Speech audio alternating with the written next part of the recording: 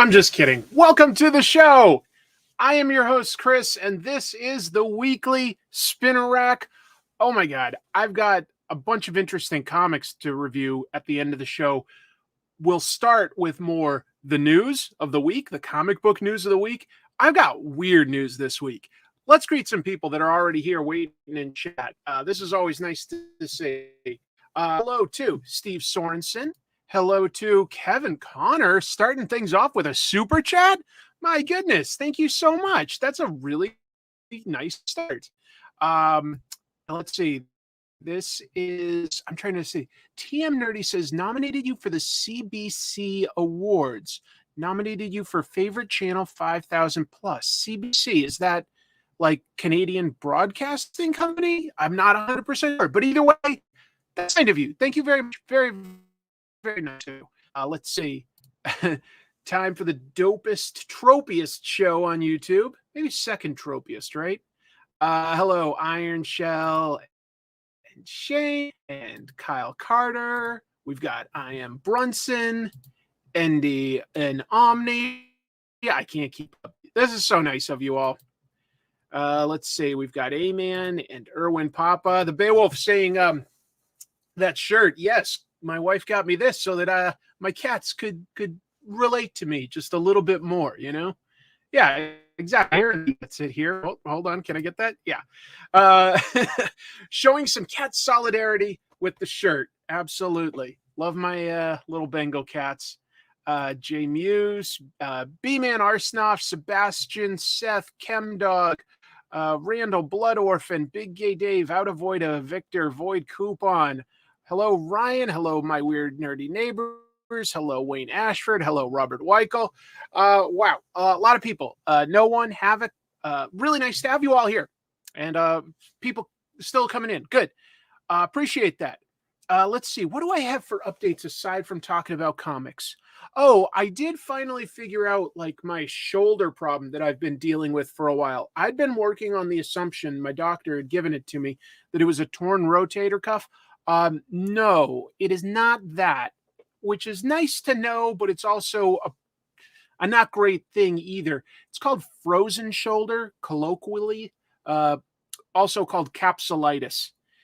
So basically, the capsules in the socket of your shoulder, they've all like hardened, like really, really dense, hard, and inflamed. So like somebody else couldn't physically lay arm beyond about this right now.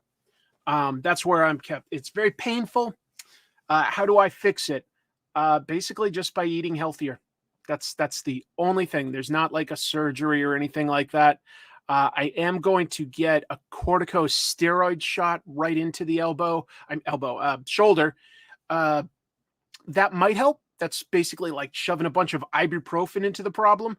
But I can't get that until the 30th. That was the soonest they had it booked out. So it hurts a hell of a lot, but it is what it is. What else can I talk about? I was supposed to have a fully edited Comic Tropes episode out this weekend. I was really proud of it. I'm still proud of what I'm making. Had a good script. I thought I had good delivery. I get to editing, and the audio is just ruined. Why? Because my external microphone, the battery had actually died.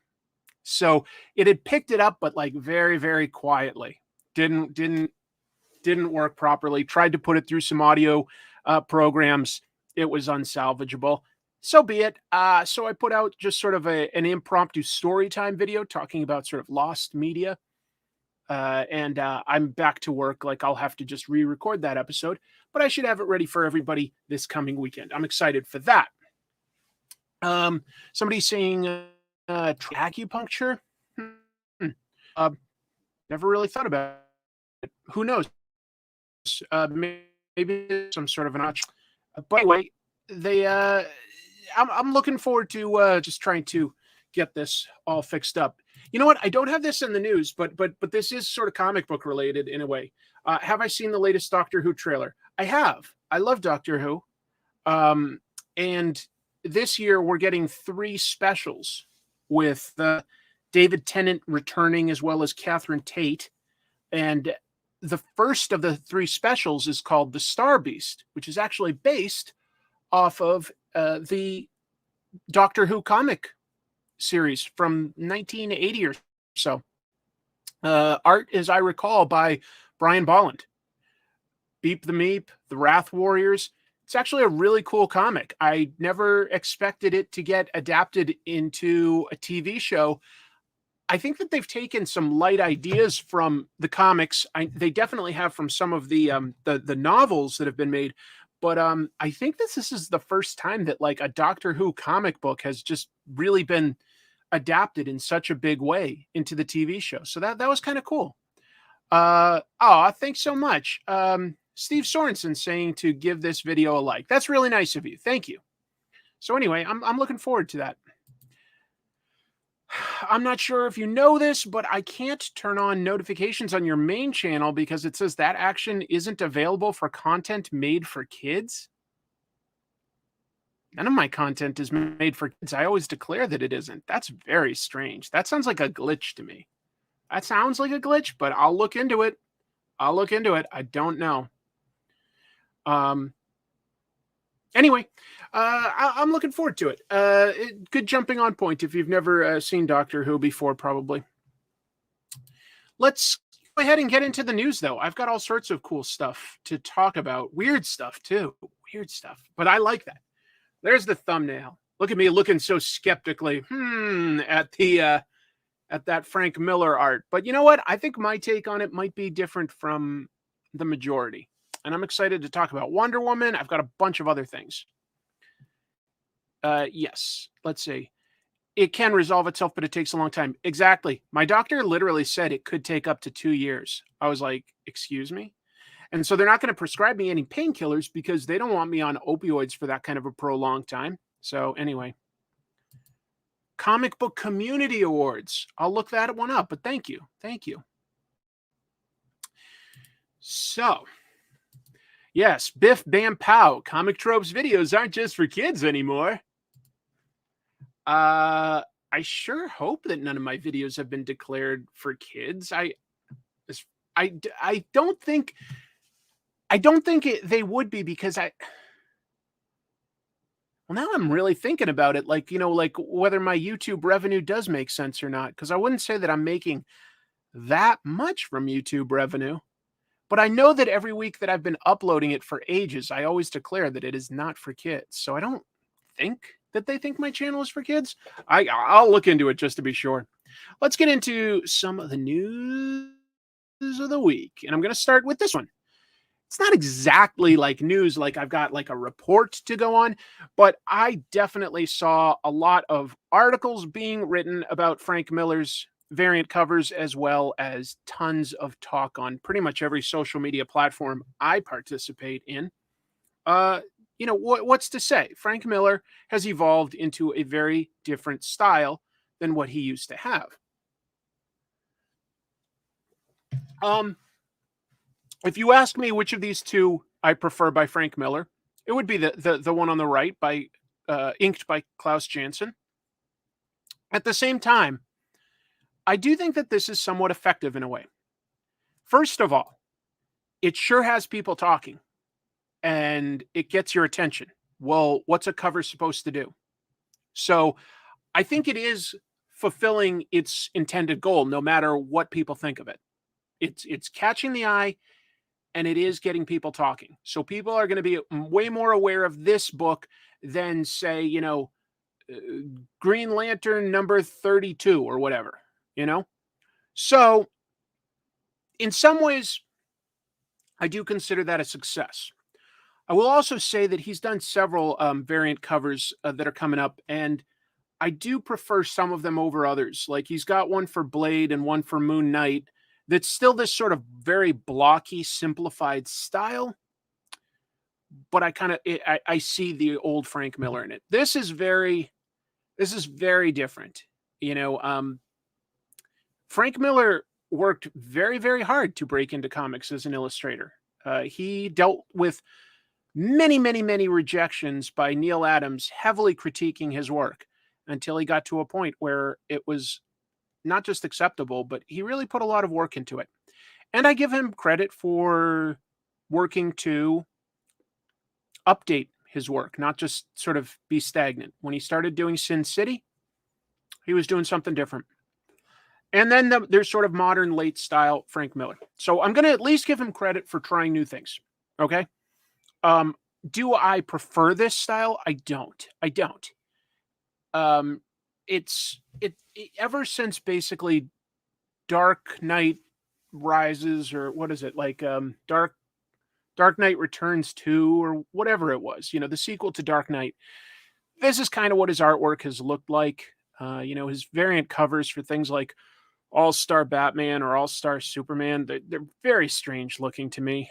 But I still sort of get what he's going for. I don't know. I see a lot of people saying, like he should retire. Strikes Again, that's what it was. Thank you, folks. Dark Knight Strikes Again. Thank you all. He needs to retire. He looks like he's doing a huge belch. I do get it. I see that on a rack. I don't even open the book. Not my taste. Yeah. Not uncommon opinions. Well, that's beside the point of like critiquing artwork. So I don't want to go after personal attacks, actually. But yeah, the Moon Knight cover was pretty damn good. He does still have a sense of composition and stuff like that. He's just really stylized his stuff. And I'm trying to see what the influences are, because I can tell that when he broke in, influences were guys like Neil Adams. He was also influenced by manga like Lone Wolf and Cub by I'm sorry, I forget the name of the artist. I've got it right here. Goseki Kojima. He was definitely inspired by some of these people, and I liked those influences. I'm trying to see who he's going for here, and I'm thinking that like maybe some European artists like Mick McMahon, maybe. Know who colored it? I don't know, and I also think that if you've seen this in black and white, this piece right here, I think it does look better in black and white for what it's worth. I don't think the coloring really, it's not bad, but it doesn't quite do what he's going for any favors. So it's interesting to see such a well-known artist change his style so much. It wouldn't be like what I would go for. I don't love it. I still somewhat respect it. I respect what he's going for. I don't love it. I don't even really like it, to be honest. But I think I sort of get what he's going for. I think Jack Kirby's always been there, and he is going for sort of the blockier shapes. But it is interesting to see him do something totally new. Could this be because of his health issues? It could be. Could be. Looks like Picasso-esque to me. To be honest, I really dislike it. Okay. Better than what I could do. Well, that's fair. Sin City changed Miller's art in ways people still don't understand. I like the first 2 to 3 volumes, or stories, I should say, of Sin City. And then I do feel it started to become a little too stylized. So anyway. Well, we don't really know his health issues, man, to be fair. But it's clear that he either has or had some, because there was this period of time where all of a sudden he looked much more older, gaunt, lost his hair. Like, I mean, it's never something that he's talked about. I don't really want to speculate about somebody's personal life overly much, but it certainly looks like, he went through something very serious. He went through something serious. And I think that changed a lot about him. I think that was when he started changing his writing style to be a lot more cliche or tropey. He leaned into what he knew instead of trying something different, and he at least he experimented with his art. So yeah, it was somewhere around the time just after he made or directed, I should say, The Spirit. sometime right after that, he seemed to have had some sort of a serious health crisis. I don't know. I don't know. That's really nice to hear, Jagdeep. Thank you. I still love 80s Frank Miller. I just do. It's what I came up with, so I like it a lot. You know, his Wolverine miniseries, his Daredevil run, Ronin. I like that stuff quite a bit. Quite a bit. Yeah, I would say he was actually like pretty influential in how I was drawing when I was growing up. So it's hard, you know. When I first read Dark Knight Strikes Again, I was like, I'm missing something here. Frank Miller can't be making a mistake. It's got to be me that I'm not interpreting it right. But that was basically eventually I sort of came to understand like sort of a turning point in how much I appreciated his work. Everything before that, I really love. Everything after, I'm sort of like interesting, interesting. I don't know whether 300 came before or after because I do like 300. Okay, but yeah, like 300, Sin City, Martha Washington. He was doing good stuff in the 90s. Big Guy and Rusty the Robot.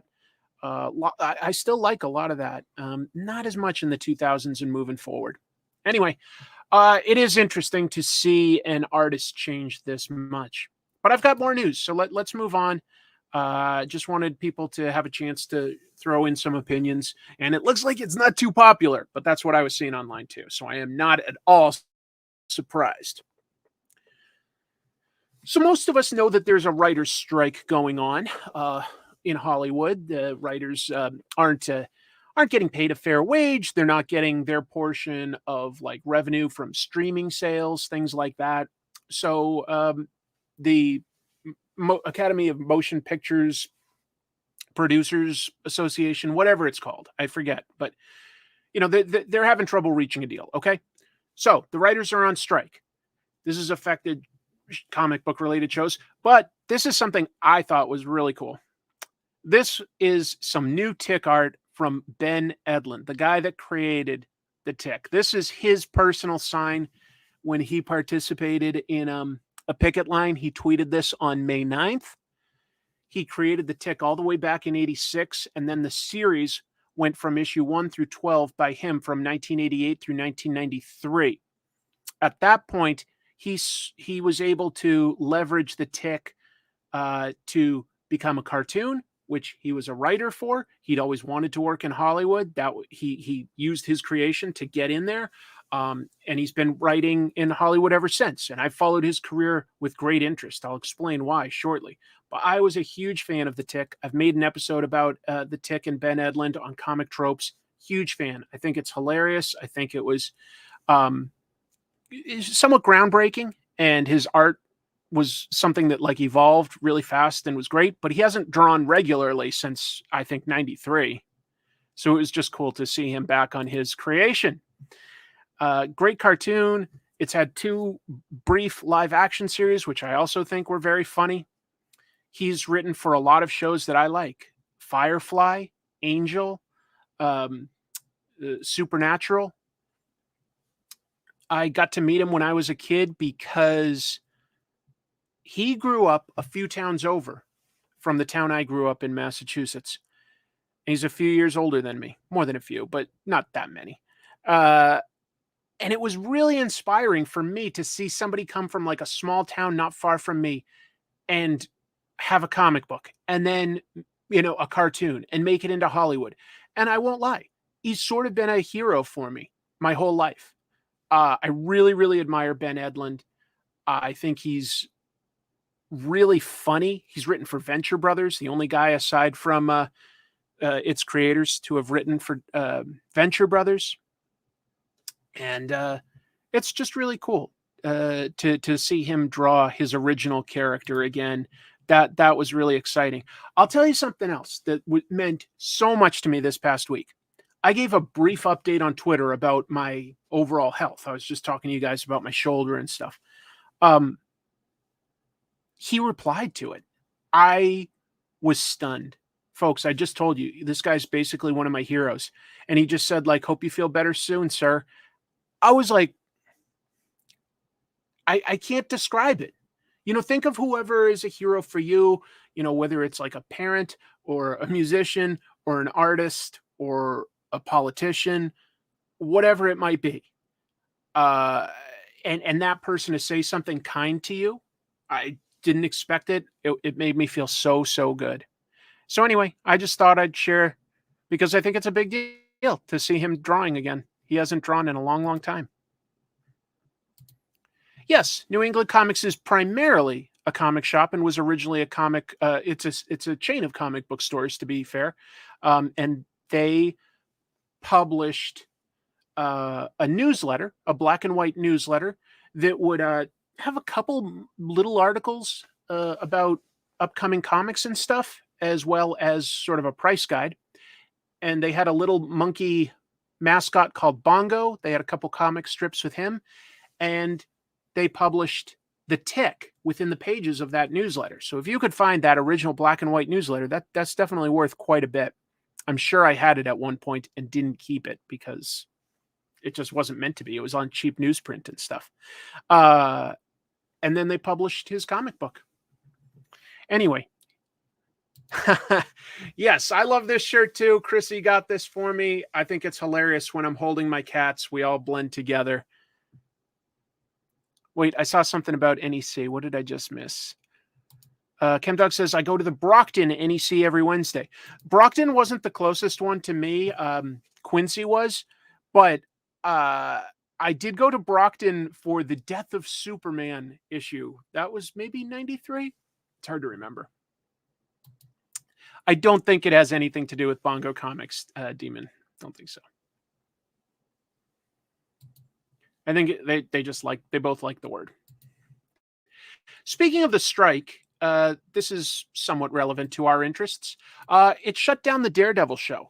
And that's worth noting because the Daredevil show is already being filmed. Like the scripts are already written. Okay, they're already locked in. They started filming. But this is a union strike. And if a union decides to have a picket line, generally other unions will not cross that picket line in a show of solidarity. Unions support each other. Okay, so the Writers Guild of America East did a surprise picket in front of New York's Silver Cup East studios. Big famous building. You may know it if you ever saw the original Highlander movie. The Highlander and Kurgan have a huge battle, the final battle on top of Silver Cup Studios. I forget which bridge it is that you see it best from when you're coming and going from New York, but I've passed it many, many times. It's very noticeable. It's a huge studio for New York-based shows like, say, Law and Order or something. And Daredevil's being filmed in New York. Anyway, the Writers Guild of America had a picket in front of the studio. Totally fair. And Teamster Local 817 and ETC Locals 829 and 52 both refused to cross the picket line. That effectively shut things down. Those are like work crews, for all the technical aspects. And there are rumors that Disney Plus is demanding that their employees continue regardless of this strike. I have not heard any of that confirmed. I just saw somebody said that on Twitter. Darn it. But it was also like phrased like that, like their roommate works on the show and like was told by Disney to keep working. I was like, I don't think that's official enough that I can use as news. But it was something I did say, that Disney is demanding that the show continue. We'll see. That's the building from Highlander. Cool. Yeah, it's that. I think that's the most visible place you could see Silver Cup studios aside from in person. Like I can't think of another movie where you see the outside. Inside it's, all sets and stuff like that. Yup, Clancy Brown was yoked. I like that first Highlander movie. It definitely suffers from being so good that they keep wanting to make others, and none of them have quite met that level. Let's see. Thanks, Shane. Got a bunch of comics from your shop that I'll be reviewing later tonight. So thank you very much. Let's see. Mickey is bossing them around in his falsetto. Ha! Get back to work, guys. That's a perfect impression. Opinion on that Daredevil suit? I think it looks fine. Um, I've been hearing rumors that this Daredevil is explicitly a continuation of seasons 1 through 3 of Netflix, the one that's in the MCU. We will see. It looks like the Long Island Expressway is the raised highway you see the sign from. That sounds right. I've been out here on the West Coast for like 9 years, so now I forget. I used to go to New York regularly, driving either from Boston or DC. I lived in both of those cities, but visited New York all the time because my best friend from college lives there. So I would always go down, like, it was like, doesn't take that long to drive. Let's see. No, I haven't read Monarch. I don't know that one. Don't know that one. Do I have opinions on it being delayed?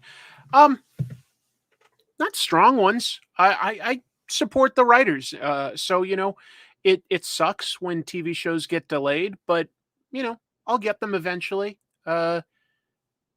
Sometimes these strikes are necessary so that the writers or whoever else, gets paid a fair wage. Last week we talked about it. Ed Brubaker was saying that the um, average TV staff writer definitely makes less than a moderately successful comic book writer. So it's not really something you necessarily get rich doing. And that's kind of weird. No, K-Bar, I really like the Netflix Defenders series. I liked parts of it. It wasn't too bad. It wasn't too bad. I did like the fight between Iron Fist and Daredevil, actually. That was good.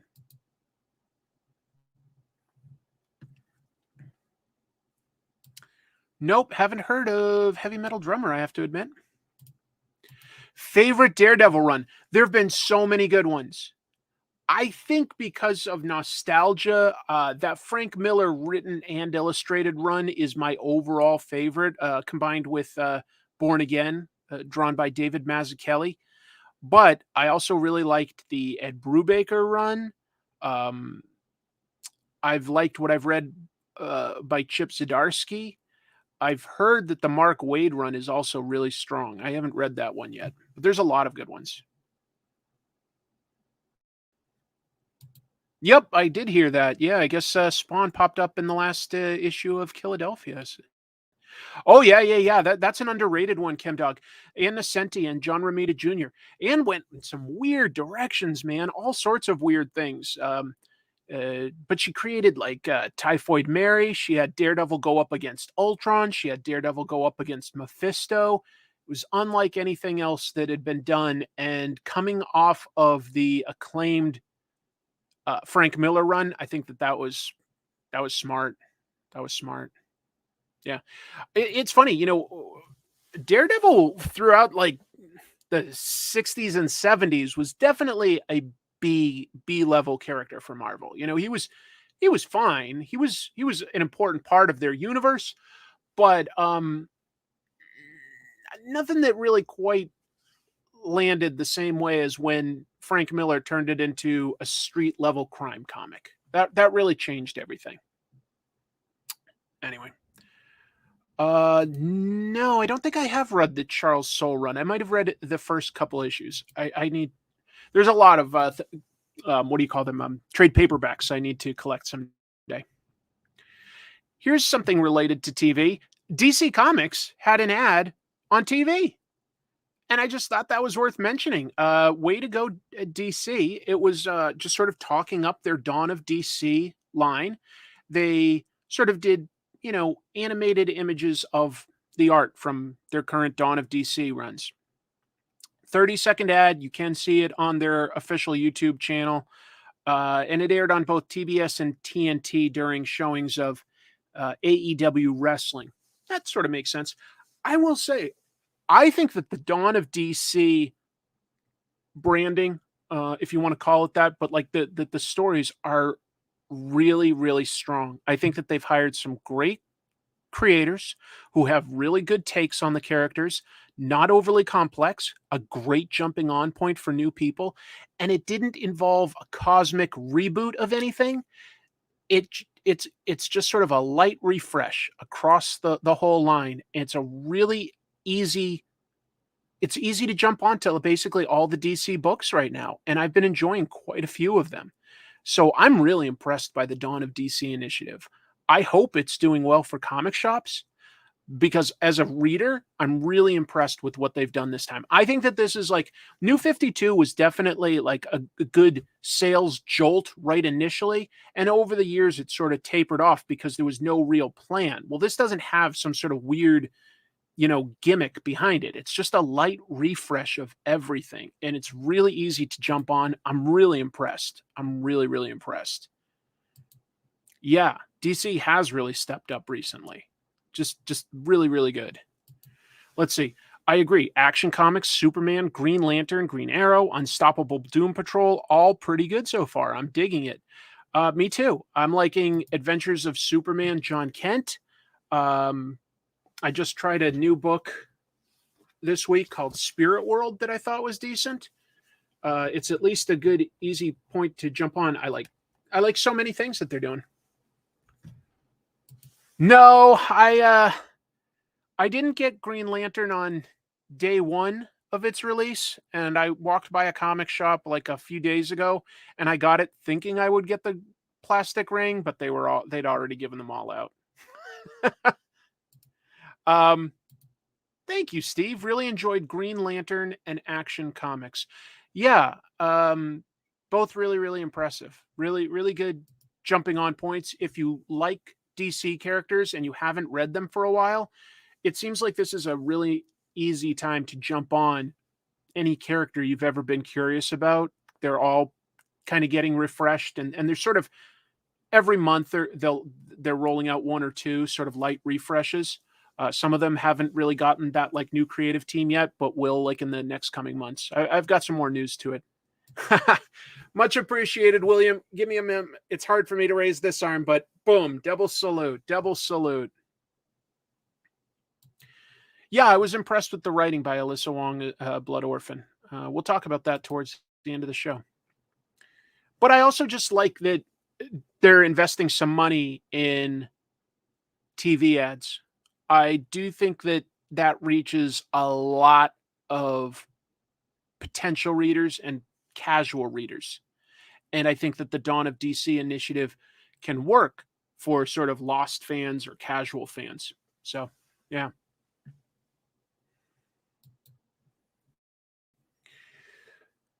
This drawing on the right was something that was posted to Instagram by the Flash director, Andy Muschietti.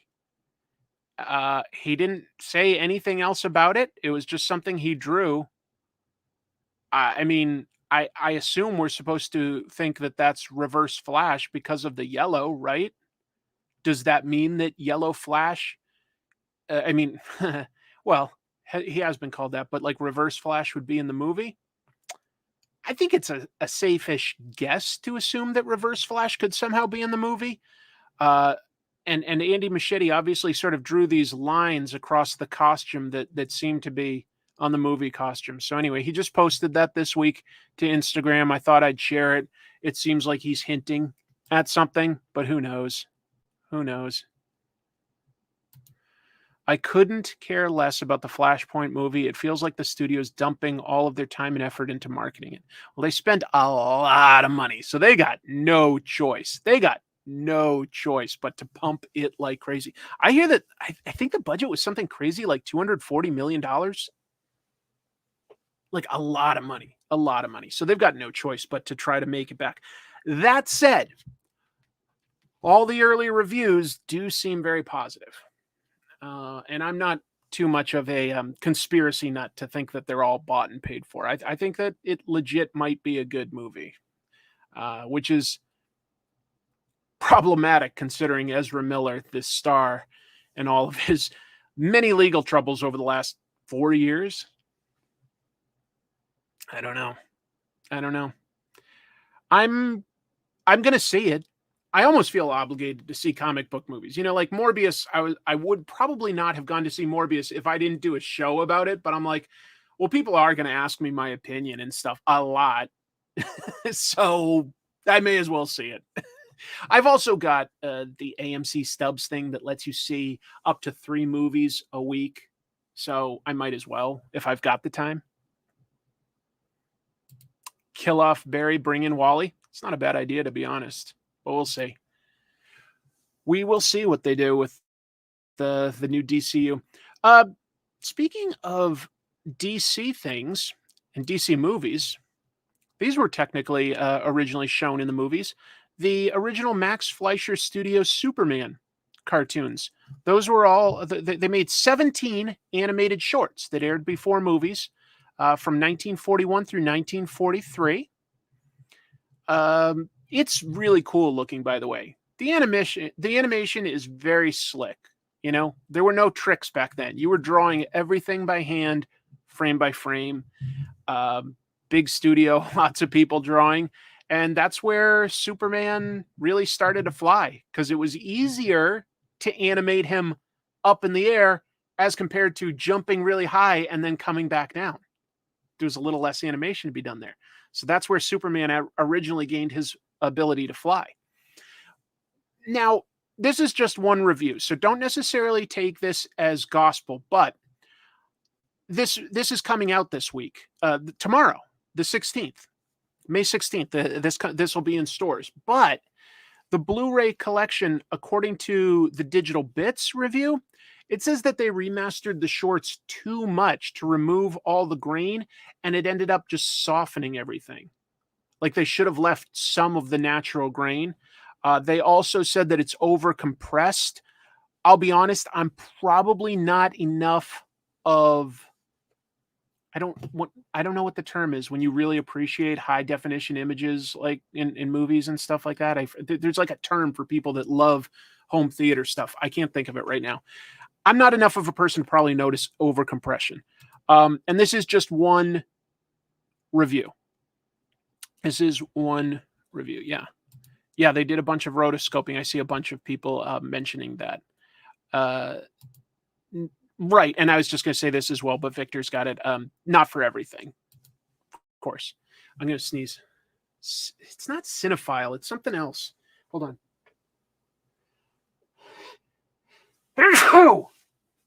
Okay.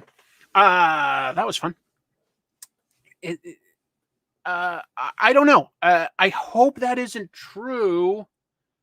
But I'll be honest, if I only saw good reviews, I'd probably be picking this up. I might personally wait on that to see if this is a consensus. If it is a consensus, I have to imagine Warner Brothers would remaster it again. We'll see. Let's see. I remember when Toonami used the line from this cartoon for their bombers. We will not be intimidated by criminal threats. I wasn't watching TV at that time, I guess. I've never seen any of these shorts, but I saw a documentary on how they made the Superman animated show, and it looked awesome. If you've never seen them, they really look great. They really look great.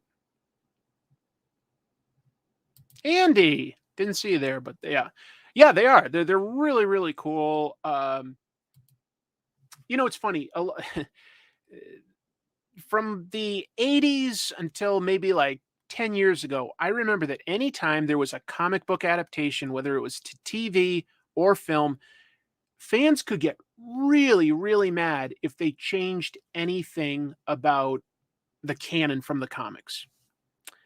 But I'll be honest, sometimes I think adaptations bring something to the canon. These cartoons are what brought flight to Superman. The newspaper strips are what brought us characters like Perry White, and I'm pretty sure even Jimmy Olsen. So, you know, sometimes adaptations add something that is such a good idea that it really becomes canon. I would argue that the Spider-Verse animated movie, giving Miles Morales a lot more interest in the arts, is something that they've started to emphasize in the comic books. I think that that's, you know, gives him a little another degree of depth. So I'm not always angry when, say, you know, you go to see Guardians of the Galaxy 3 and Cosmo is a female dog instead of in the comics he's a male dog, and I'm like, I don't care. You know, sometimes that gives you a different idea or something. I don't care. Yeah, Out of Voida has a good simple one. You know, we take it for granted at this point, But when the Ninja Turtles cartoon came out in 89, for the last several years, we comic book readers had just seen them all wear red headbands. So that was a big change. But it was a good change because it did help distinguish them from each other. And then further cartoons started giving them slightly different greens and slightly different body shapes. And I like those ideas. Yeah, Harley Quinn exists because of the animated cartoon.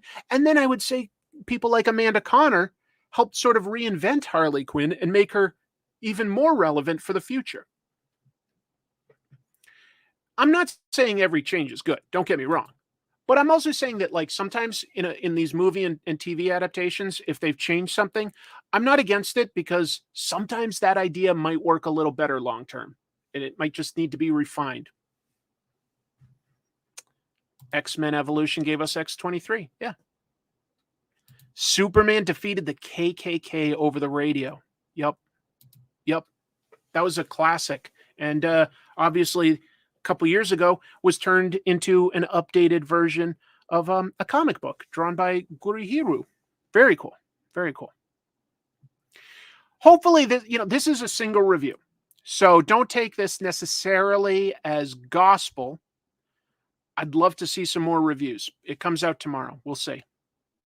Oh, totally agree that, like, Batman the Animated Series had the best take on Mr. Freeze. Before that, Mr. Freeze was not great. He just wasn't, in my opinion. He was nothing. He was, he had a weapon, but he didn't have a personality or a motive that was a driving force. Anyway, you guys have all sorts of good examples. Switching over from DC to Marvel, of all people, PETA, People for Ethical Treatment of Animals, they're pretty hardcore. But they've honored Guardians of the Galaxy 3. They've called it the best animal rights film of the year. It is not the easiest movie to watch sometimes because of some of the stuff that the bad guy is doing to animals. It's pretty rough. If you've ever read the comic book We Three by Frank Quitely and Grant Morrison, it's along those lines. It's rough stuff. PETA also said this week, audiences see animals as individuals and suggesting that just because we experiment on them doesn't mean we should. So anyway, it's triggering for some people to watch this new movie because it is kind of rough to a few animals, including Rocket. I just thought it was interesting that PETA, of all people, didn't find that offensive. They actually found that sort of empowering and important to talk about. I was surprised by that. I was surprised.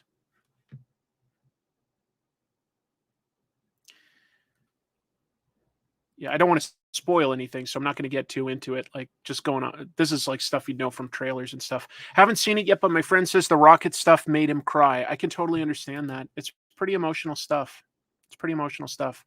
I had a hard time watching those scenes. I don't think I want praise from PETA. I can understand people's objections. I do think that PETA can also be a bit hypocritical.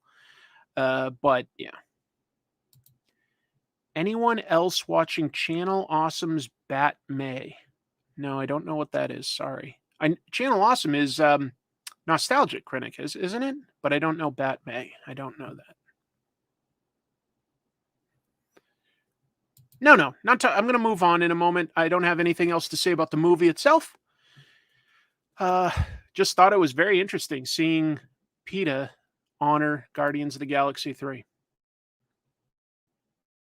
Speaking, though, of sort of causes and stuff, this one's important to me, and I was really impressed to see this. Vault Comics and Whatnot, who's both a publisher and has, of course, their online auction platform. They're teaming up this year. Vault is hosting their second annual Pride charity drive. And this year, what they're doing is all the funds that they raise will go to the Trans Lifeline, helping trans people that are dealing with important issues. So that's happening on June 28th. So that's a month from now, 5 p.m. Eastern. They're going to have all sorts of exclusives from creators that they've worked with at Vault. Patton Oswalt, Jordan Bloom, Tim Seeley, bunch of others. Good cause. good for them for putting this together. Hope it goes well for them, honestly. Hope it goes well. Nice to see people doing that. Let's see. Hard pass on Channel Awesome. Too much stuff came out a while back. That was a long time back. I don't really watch them though, so I don't know. Very cool. The Beowulf. I missed something. Sorry. Good for Vault. Yeah. Very cool thing for Vault to do. I think so too.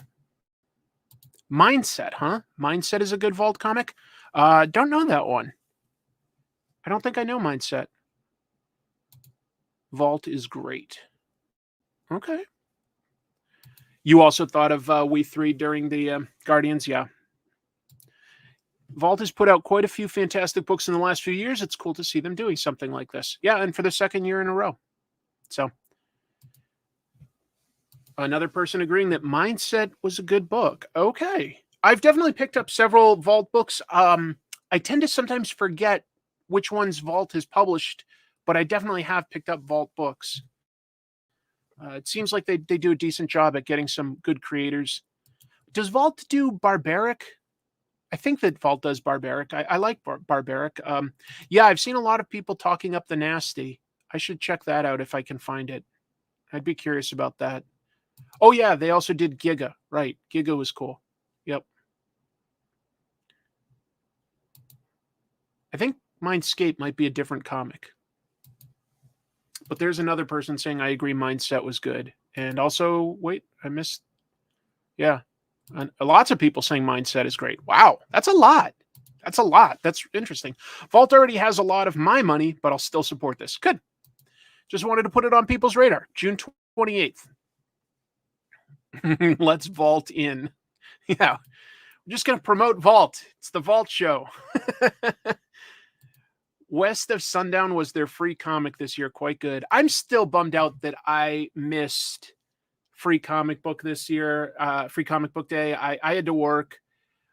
In some ways, I don't want to take those comics away from potential new readers, but it sounds like there were a lot of really cool comics this year. It sounds like this was a really strong free comic book day in terms of the offerings from publishers. So that is a little tough to like. I wanted to read the Spider-Man 2. I've heard RuneScape was good. I wanted to get the Conan book. That I did see a digital copy, so and it is really, really good. There was a lot of really, really interesting things. Moving on. One Piece, the Ice Show. Yes, the popular manga / anime / soon to be live action show is going to have an ice skating show. An ice skating adaptation. They're adapting the Alabasta arc, which people have read it or haven't. Hopefully this makes sense. The good guys, the Straw Hat Pirates, they go up against a guy named Crocodile and his Baroque works, Crime Syndicate, Criminal Empire. It's a good arc. They have to get across a desert land. I don't know how they're going to adapt that for like ice skating, but whatever. So it's happening at two places. The weekend of August 11th to the 13th and September 2nd to the 3rd, respectively, at the Kosei Shin Yokohama Skater Center and the Aichi Dolphins Arena. But this guy that they've hired to play Luffy, the main character, you may know him if you've watched the Olympics or anything, because that is Shoma Uno. And Shoma Uno has 3 Olympic gold medals and 2 world championships. So a very impressive skater. And this is the kind of stuff that professional skaters do when they're not competing in the Olympics. They join ice shows because what else are you going to do? So yeah. Uno-kun is doing this? Yep. I don't have any new news on American born Chinese, but I am looking forward to it. What's the best setting for our ice skating show? How about the desert? All I can think is you could still like project with lights, like make it look like sand. You could definitely do that. I've seen ice skating shows. Wait, he has a broken neck? I don't know about that. Yep, an Olympic skater playing Luffy. On ice, that's the stupidest thing I want to see 100% I've heard of. in a while. I think it sounds fun. I think it's fun. Now, you have to be in Japan, obviously. You have to be close to Tokyo to go to these, but it still looks fun. So I thought I'd pass that on. I also just think it's cool, like, who they got to play him. Like, this person that's like, one of the best ice skaters in the world. I've got more One Piece news. I don't know 100% if this is true. It sounded plausible. There's a Twitter fan account called One Piece Defender, and they listed the titles for the 8 episodes that are coming to One Piece, the live action adaptation. Are they real? I don't know. They also had time codes, like how long each one ran. Some of them are a little over an hour. They're basically close to an hour, all of them. One thing I found interesting was this. Episode 4, pretty early on, it's called, according to this account, it's called A Frog in the Well. That was a phrase from pretty far into the story. Chapter 51 of the manga, episode 20 of the anime, it featured crewmate Zoro up against Mihawk. So that would be interesting. They're definitely moving at a quick pace if that is the case. But, I'm sure that they're cutting out as much sort of filler as possible if they're going to make a live action show. I don't know. I doubt Uno-kun can stretch, but who knows how they'll represent Luffy's powers. Yeah. It takes the best of the best to play Luffy. There you go. Curious how he pulls off his rubber powers. I don't know. One cannot just live on gum fruit. Yep. So we'll see. The rumor is that we should hear or see a trailer this summer for the Netflix One Piece adaptation. And the news last week that I had on the show was that Eiichiro Oda posted on Twitter that the show had to get his approval before it went out. So he is staking his name on it. He's not just saying yeah, I sold the rights. He's saying he has to give approval on it. Hopefully that counts for something. Well, it may not always seem like filler at the time, but I think a lot of manga, if you look back on it, they're creating it on a weekly basis mostly, right? And they're moving a story forward, but I think sometimes you get to the end and you realize that there are ways that you can condense stories and get there in a more efficient manner. That's all I'm saying. I'm not saying that it's not enjoyable. There's lots of manga and anime that I love. I would just say that in retrospect, and this is 25 years in retrospect, there are ways to make some of it more efficient. Some of it. Thanks, Steve. Let's see. The live action show has a lot of material to use. They sure do. They sure do.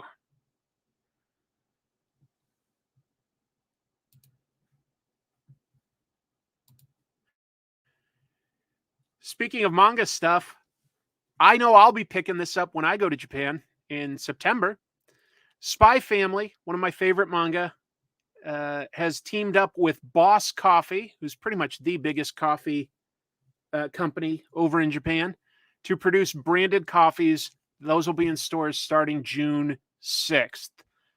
Don't know the exact flavors of them yet, but I'm curious. I will say, anyone who lives there or anyone who's visited there, you see Boss Coffee everywhere. It's in every konbini. It's in every, seemingly every vending machine. And you see Tommy Lee Jones. He's the face of the brand. And so you see his very grouchy mug on ads throughout the country. On the trains, in stores, you just see him everywhere. You just see him everywhere. Yes, Boss Man Jones. No, I haven't read Vinland Saga. Let's see. Seems like this condenses the first 100 chapters. I think it might be close to that. The One Piece show, something like that. Yeah. Which I guess they could do. That's K. Yeah, that would be his comic book character. Oh, I wasn't trying to be casual. I think I mentioned it before, but anyway, I like coffee. I like Spy Family, so I'm gonna have to get that. I have seen some of the commercials where he's a teacher and he just sort of like points at the student from the chalkboard. Yeah. Yep. Yes, One Piece was definitely a manga first. The manga is ahead of the anime.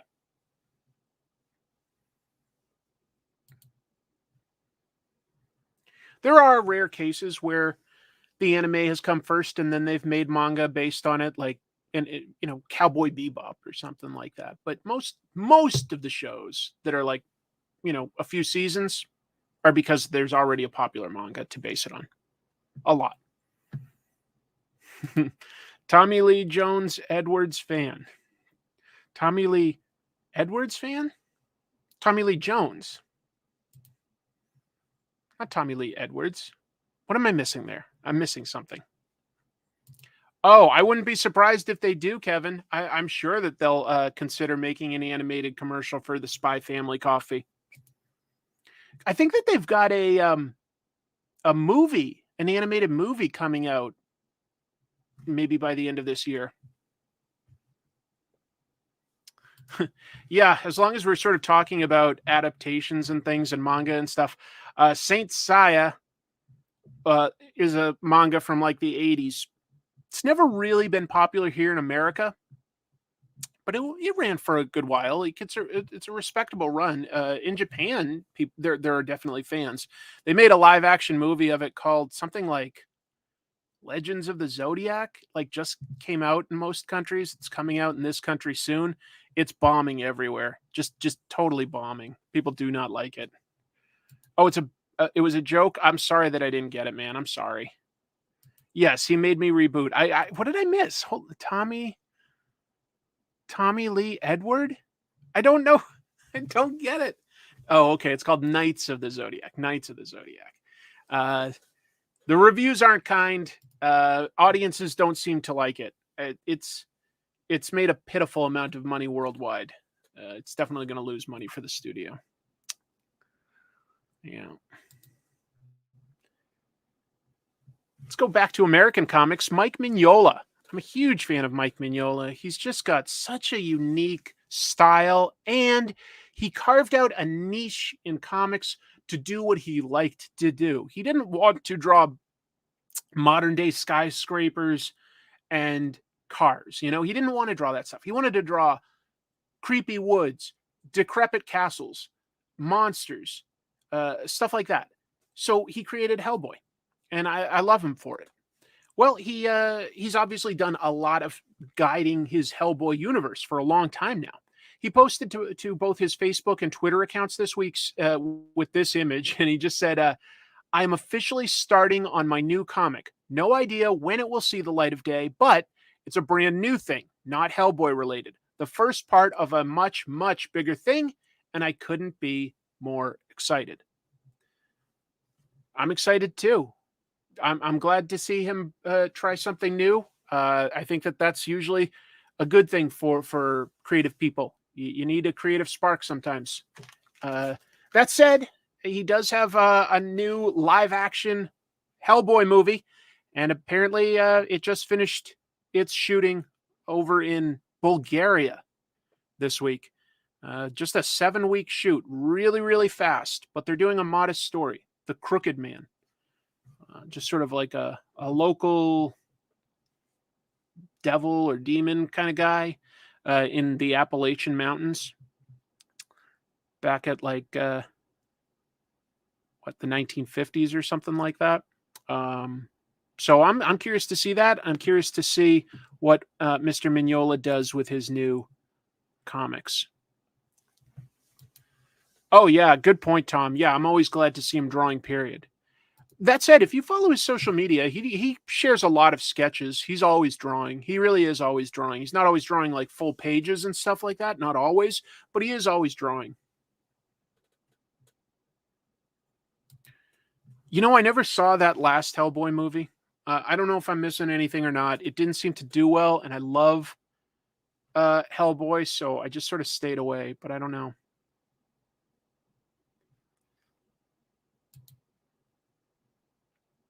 Crooked Man was in Appalachia and it's Bulgaria. I'm sure that Bulgaria has forests and hills that can pass for the Appalachians. I'm sure that it can.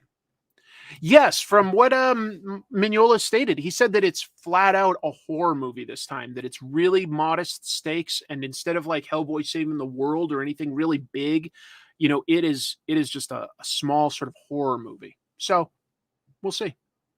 We'll see. Highly not recommend the last Hellboy movie. Okay, that's what I was kind of thinking.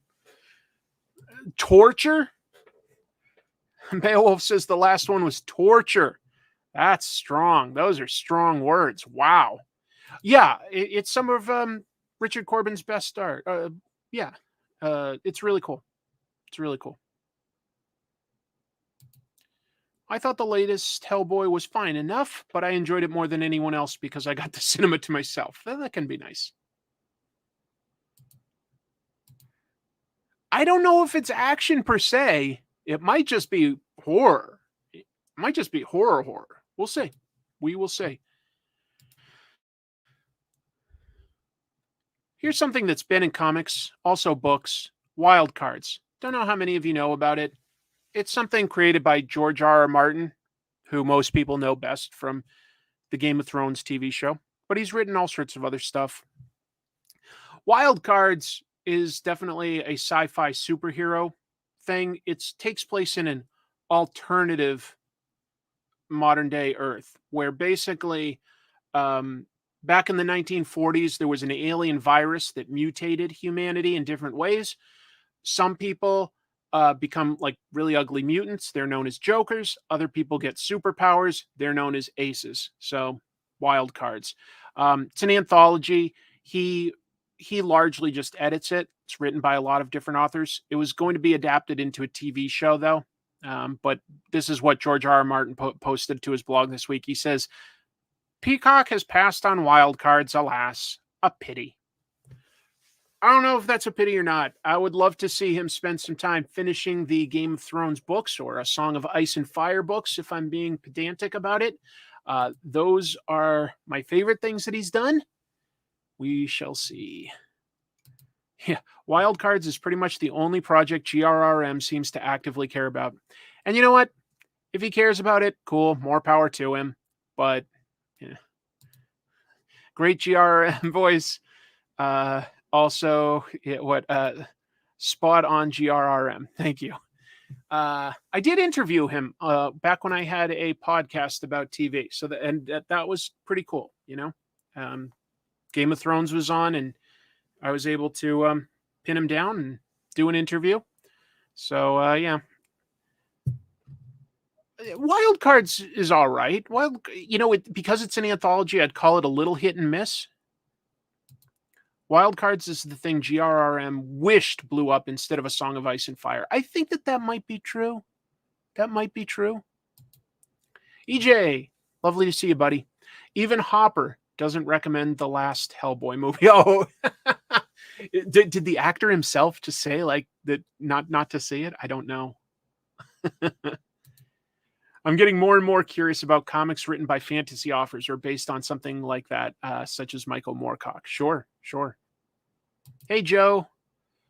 Lovely to see you. I did discuss Frank Miller at the top of the show. Yes. Never heard of it? It's been going on for quite a long time as both novels and comic books. Yeah.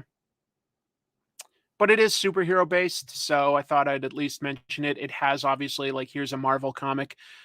So yeah. I got to interview the Jaunty Sea captain. He was a nice guy.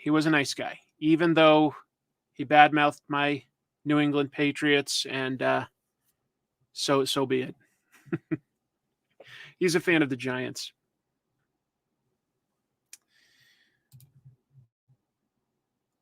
I think if you know Judge Dredd, you know this panel. I think it's one of the most iconic panels in comics, if you were to be honest, right? Brian Bolland drawing Judge Dredd just punching straight through Judge Fear's face. That's all the way back in 1981. I love this panel. It's great. Well, Hi-Ya Toys has just released a pre-order for a Judge Dredd, Judge Fear action figure, and there's actually like a hole in Judge Fear's head that you can put Judge Dredd's fist through. It is posable action figures. They're jointed and stuff. But if you go to Hi-Ya Toys, you can get this set for $39.99. I don't know if that's your thing or not. I have gotten some things from Hi-Ya before. I got these glow-in-the-dark milk and cheese figurines from Evan Dorkin.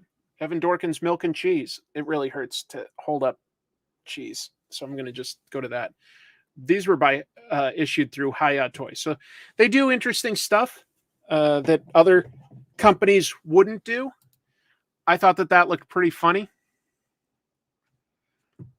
Yeah, I don't know if that's a good price or not. I don't buy tons of action figures, but it's probably going to be produced in smaller amounts than, say, your average Transformer or something like that.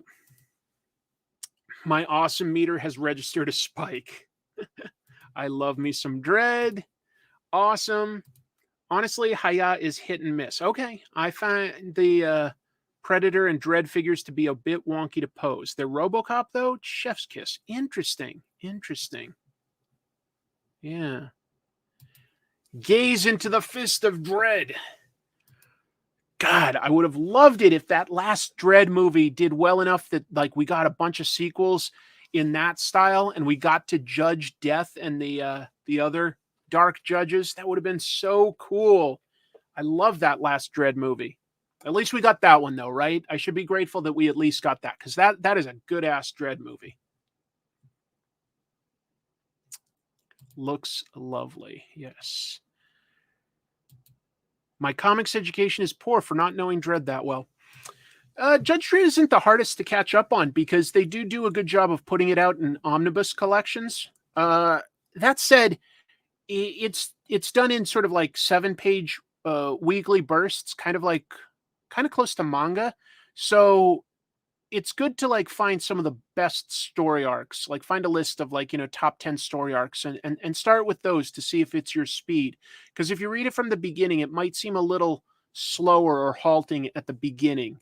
It's not bad. I'm just saying that it evolves quickly to something a little different. Sure, yeah, the 2000 AD Dredd case files. I think that those are really good ways to read up on it.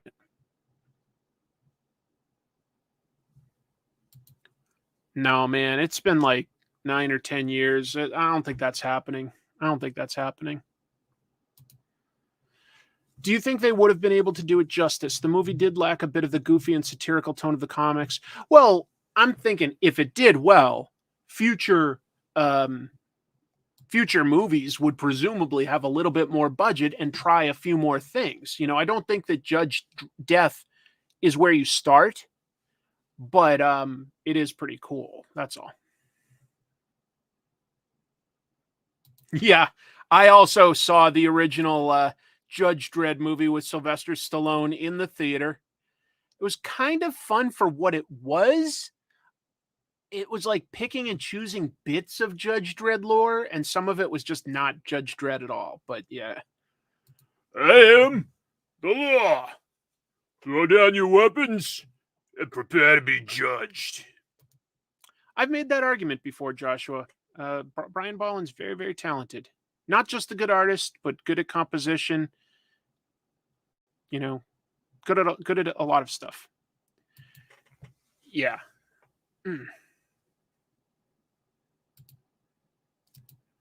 Right. Apparently, Schneider and Stallone were just, cinematic gold in what was that movie? Demolition Man. They just had to put them back together. They just had to. Could a movie even adapt Dredd Cursed Earth story with all of the copyrighted food characters? Yeah, I think you could change that up and it would still be the same story. By the way, between the two, the better movie of those Stallone set in the future movies is Demolition Man. Wesley Snipes getting to actually do martial arts and hamming it up as an over-the-top villain, like, it's really funny. Super early Sandra Bullock. She's cute and charming. It's really, really funny.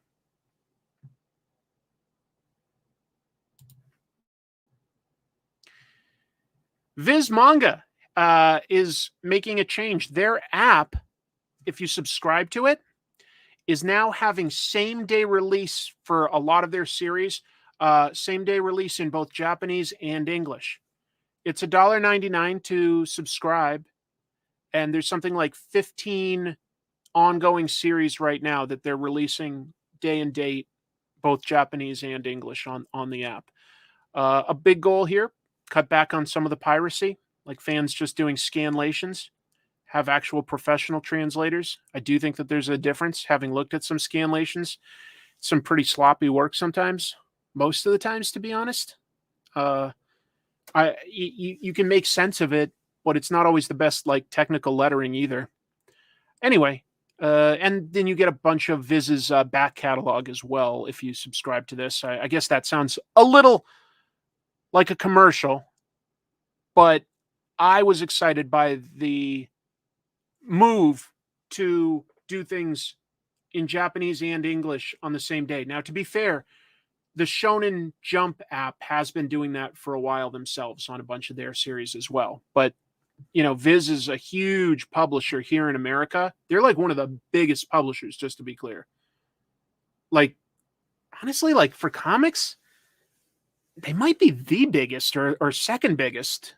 Yeah, they're huge. They're huge. So to do this is a big move, is all. To do $2 is, I thought, also, like, if you're reading this stuff, I think it's a very fair price. I think it's a very fair price. Are they localized English or translated to English? I believe that they also are, they're hiring professional translators on Viz's, and so they're getting it to make sense to English, native English readers. Yeah, so they probably are localizing it. I'll need to resubscribe. Fell off on Chainsaw Man. Well, there's a good series to catch up on, I guess. Manga is fairly affordable. I think it's because they've got good chains of distribution, and they've got good chains of distribution because they publish in big numbers. So it becomes easier to release it in a lot of different ways. I don't think it includes every Viz book as the back catalog, but I think that they are like this sort of new launch on this app. They're starting with something like 10,000 back issues, they said. So it's a good chunk, and I'm sure that they're going to be adding more. Viz definitely has to be the biggest anime publisher. I think you mean manga. There's also Dark Horse and Kodansha. Seven Seas is also up there. I'm trying to think of who else. I'm looking.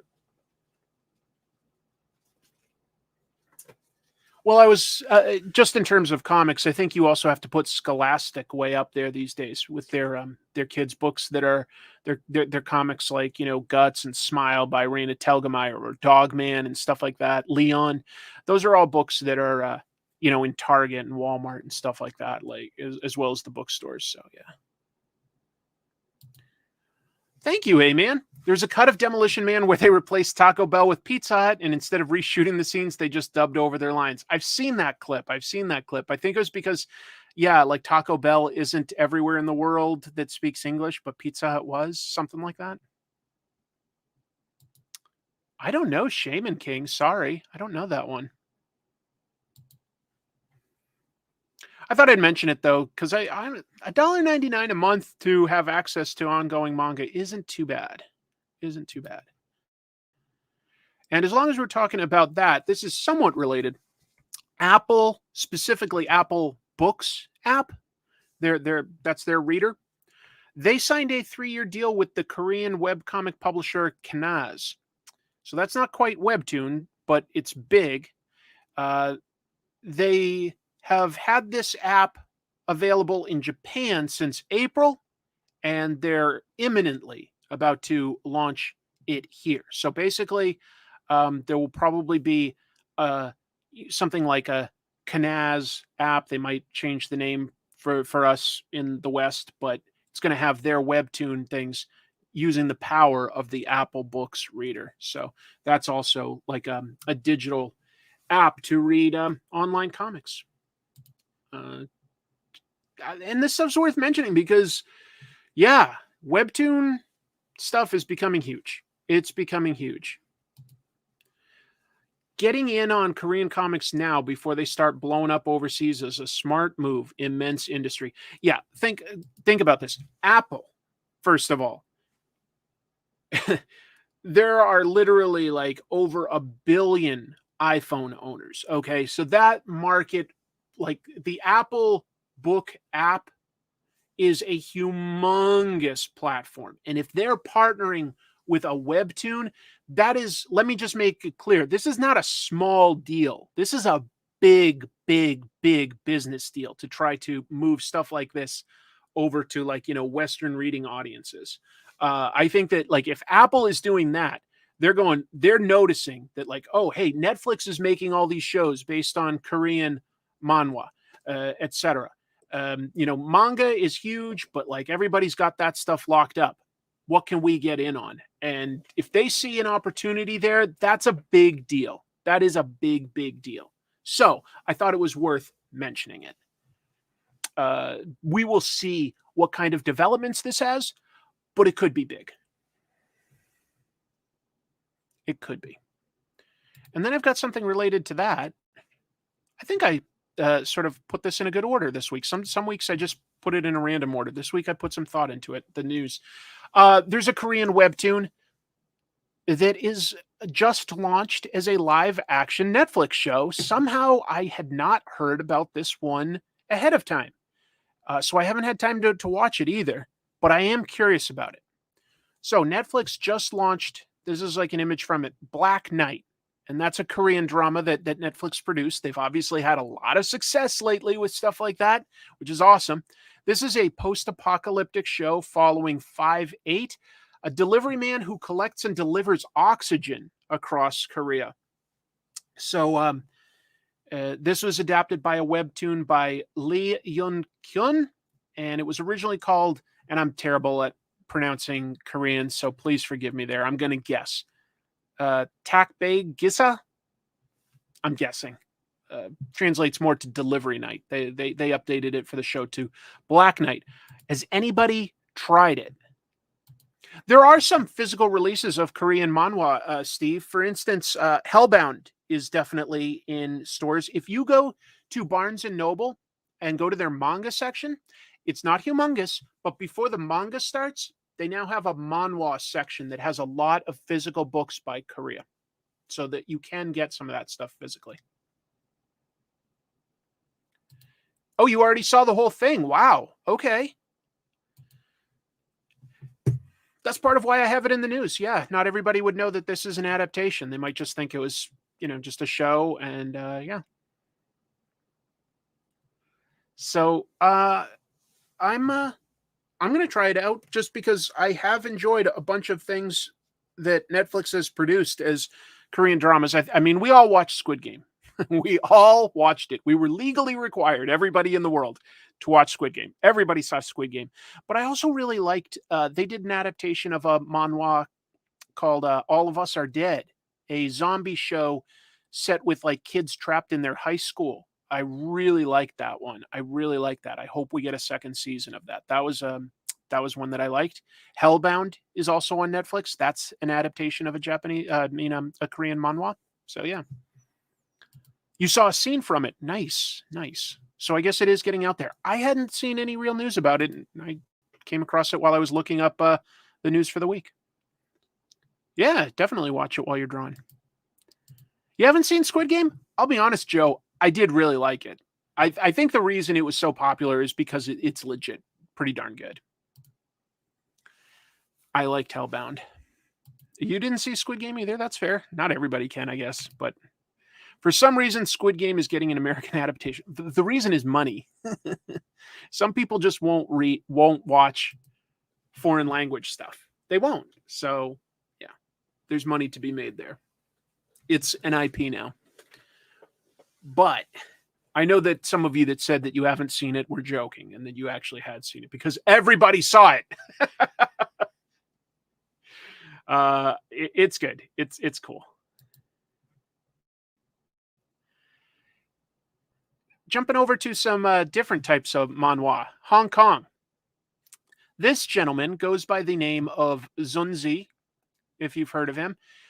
His real name is Wong Ke Kwan, and he's been a political cartoonist at the Mingpao newspaper for 40 years. Not nothing. Well, Hong Kong's security minister demanded that the newspaper stop carrying his comic strip after he made a cartoon criticizing how many unelected city representatives Hong Kong was getting. You would think that that would be fair game for an innocent cartoon. There's too many of these people. Nope. But they didn't stop there. Hong Kong's a little intense these days. Hong Kong also pulled Zunzi's art from things like storybooks for the Center of Sign Linguistics and Deaf Studies, because he's worked as an artist for other things. And they had stuff like that pulled from libraries and schools. They found him too much of a political dissident. Zunzi said part of his quote was that free speech in Hong Kong is in, quote, an unstable state. And the Hong Kong Journalists Association released a statement this week saying that the room for free speech in Hong Kong had, quote, narrowed further. No kidding. I've got a really good friend who lives in Hong Kong. And he does well for himself, and his family loves it and everything. He says he still feels safer there than when he visits us here because, he's like, well, at least when I send my kids to school, Chris, he's like, I'm not afraid that they're going to get shot. And I go, that's fair. That's very fair, Martin. I totally get you there.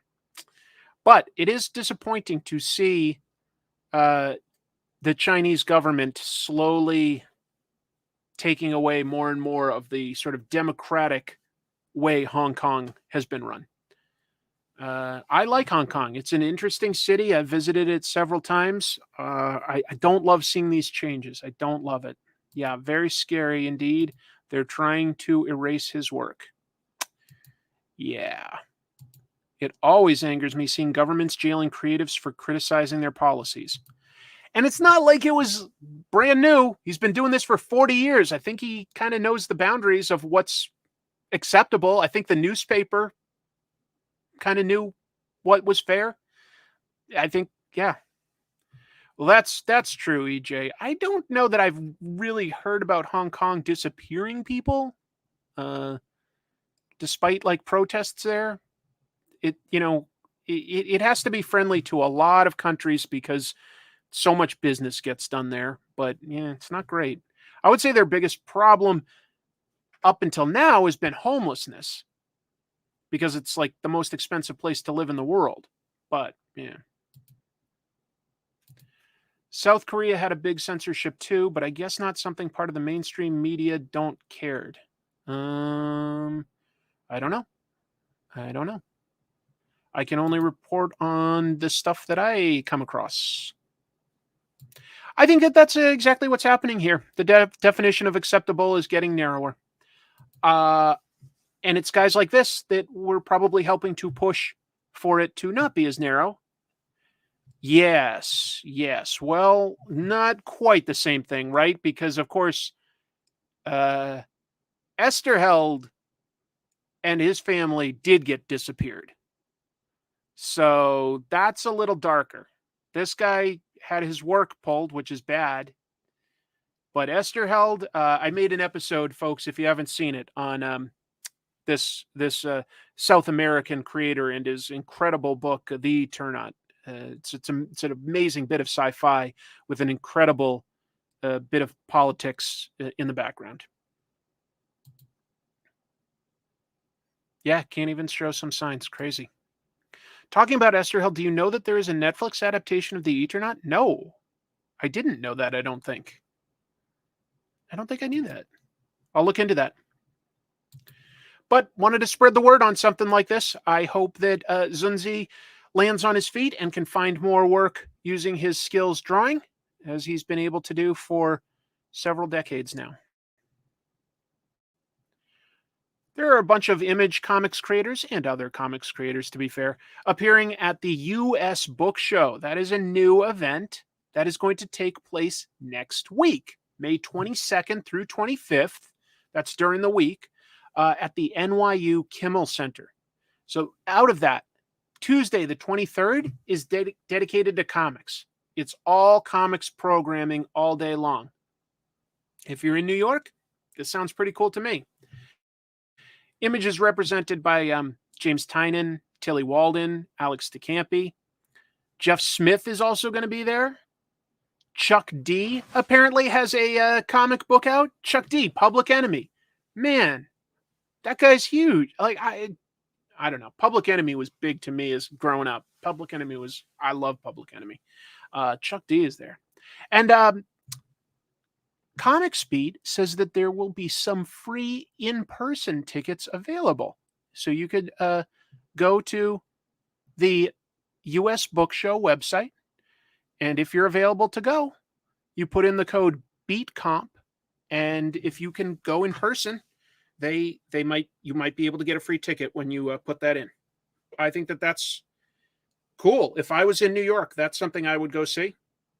I liked Clementine by Tilly Walden quite a bit. I adore Jeff Smith's work. He's amazing. I still see DMC at Comic Cons. I still see him at Comic Cons promoting his comic. Yeah. Jeff Smith one time was being published by Image though through Rob Liefeld. Yeah, briefly, and then he just decided that it was better to just do it by himself. I don't know what the talks will be about. Sorry. I don't know. Yep. Chuck D is going to be there.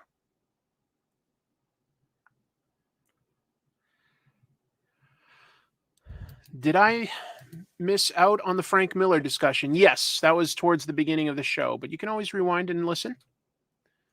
Yeah, I liked Clementine a lot. That was a good take on the world of Walking Dead. I liked it. Gonna read it on Hoopla.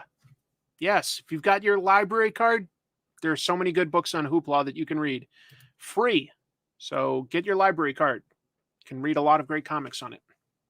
Just thought I'd mention that in case anybody watching this happens to be in New York and might want to attend. I never knew that there was a website that did this. I don't usually talk about speculation market stuff, but I did get a kick out of finding this. Apparently there's a website called Cover Price. No E there, Cover Price. And every week they list the comics that increased in value the most by percentage. So if it went from $1 to $40, that would be a bigger percentage increase than $108 going to $110. So these are the top 10 comics this past week that increased percentage wise in value. And I didn't put the percentage. It was just too much data, I thought, but I put what they're going for now. So Spider-Man 2, that specifically is the free comic book day prequel to the upcoming PS5 game. Star Wars number 34. I don't know why that one was so popular, but that one was popular. Spider-Man number 8. That was the end of the whole. That was Spider-Man. Yeah, Spider-Man 8 was the. It was the first full appearance, not cameo, of Spider-Boy, starting a new storyline. And then there's a Liefeld variant where he drew, I guess, Deadpool in the Spider-Man pose from Mike Zeck's famous cover to Secret Wars. Spider-Man number 7, the secret Humberto Ramos variant, where Spider-Boy is on the cover. The RuneScape free comic book day. Fantastic Four number 211. Pretty sure this one jumped in value because it features an appearance by Terex the Tamer, and the rumor is that Terex will be one of Galactus's heralds in the next Fantastic Four movie. Star Wars High Republic Adventures number 1. Again, Spider-Man number 8, just a different cover for it. And Fantastic Four number 67. I believe that's the first appearance of Adam Warlock. So these were the top 10 to increase in value. Which issue? Hector Esterheld. Lex Luthor is a better written character than Superman. I guess it depends on the writer. Yeah, $40 1 week from Free Comic Book Day. That is wild. And some of that is not just the interest in Spider-Man or the game. It's the fact that they released this one really late, so not every comic store ordered copies of it. Anyway, just interesting to see. I don't care about the values, but I am interested to see what's popular in terms of demand. So it looks like Spider-Man, Star Wars, and Fantastic Four were the things that were popular this week. No, sorry, I haven't played Midnight Suns.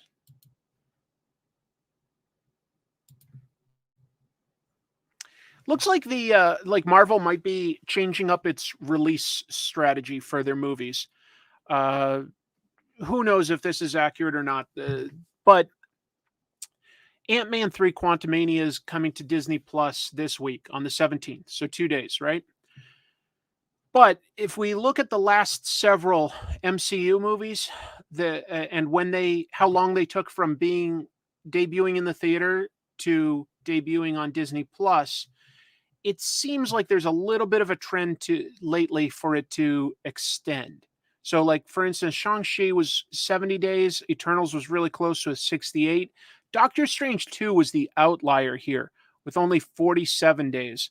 And I don't know why. Like, that movie made a lot more money than these two, but I guess, that was just like the thought, like, hey, we'll get an exclusive on Disney Plus. I think that they honestly cost themselves a lot of money by releasing it that fast. But then we start climbing back up again. Thor 4 is 62, Black Panther 2 was 82 days, and now Ant-Man 3 has been 89 days. So I think that they're trying to probably get a little bit more box office money before they bring it to Disney Plus, where it sort of will fall off a lot. I don't know. That's my speculation, anyway. We will see. What was the we'll see how long it takes Guardians of the Galaxy, but if it takes more than 3 months, then I'm right that they're trying to get bigger windows for the theatrical release. And I don't feel like 3 months is a very long time at all. I come from the day where, like, it took a year from when you saw that movie in a theater to when you could rent it on VHS at, like, the local convenience store or something. So I'm more used to, like, waiting forever. I feel like 3 months is nothing. Now they'll keep it as long as it's doing, a certain level of business. I mean, it's up to the theaters as well. They're the ones that are giving up some of their theater space, right? Like, if there's something that they think is going to sell more tickets, they're going to bump that out. So, yeah, at least a year. It was like, you never knew when you'd see that movie again. You never knew. Hell, I'm old enough that, like, when I was a kid, VHS wasn't even really a thing when I was real little. And so, for instance, I'd see, like, Empire Strikes Back in the movie theater. Who the hell knew when you were ever going to get to see that again? Who knew? So people would go back and see movies a bunch of times back then. But there were also a lot less theaters. No, I've never seen a movie in 4D. It does sound fun.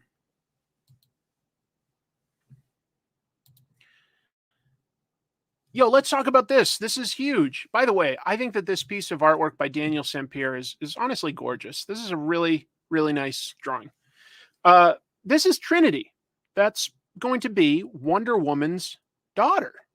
And she's going to debut June 20th for the first time in Wonder Woman issue 800, which has a bunch of stories, one of them being by writer Tom King and artist Daniel Sampere. So after that, their run will start in September on Wonder Woman, and apparently Trinity will be a piece of that. And King talked to Comic Book Resources about the idea for her and where it came from. kind of interesting, actually. That's why I'm including it.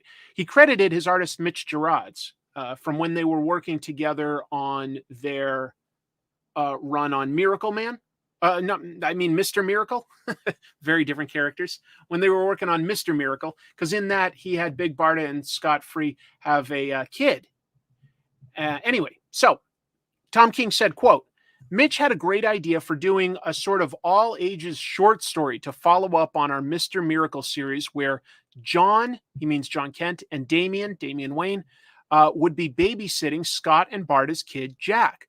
This got me thinking about the son of Batman and the son of Superman as older brother babysitters and how really the person they should be looking after is their little sister, the daughter of Wonder Woman.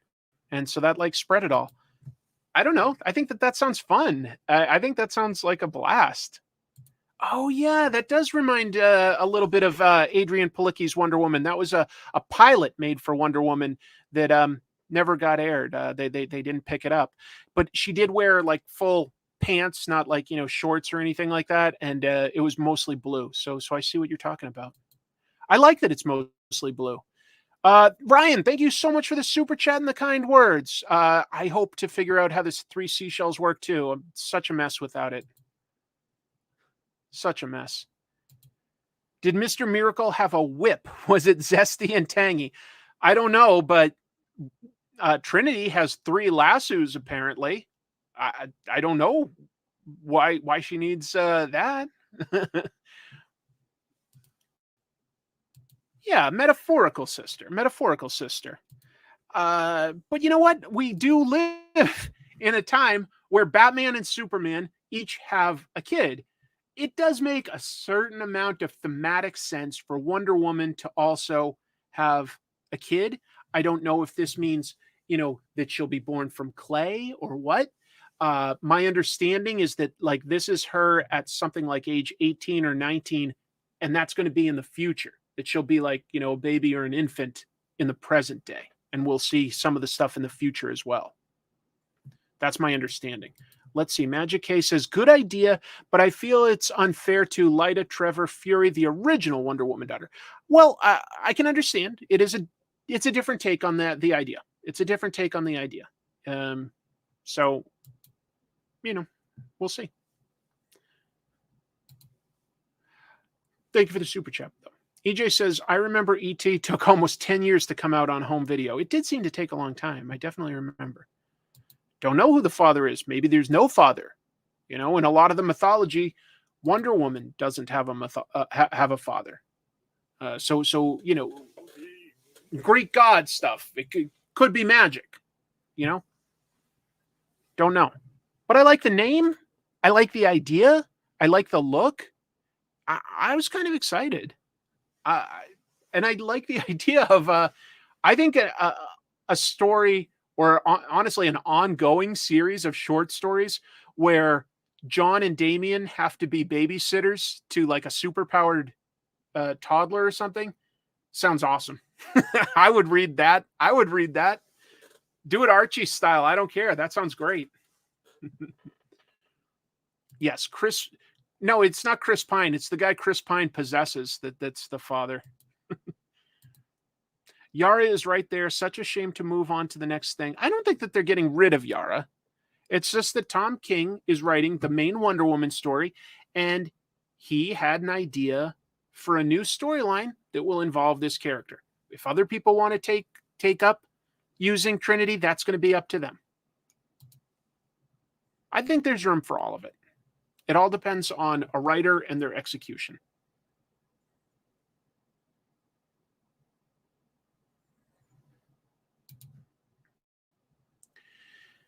And this is the last piece of news that I have before we look at some of the comics that came out this week, which will also be fun. So hold on.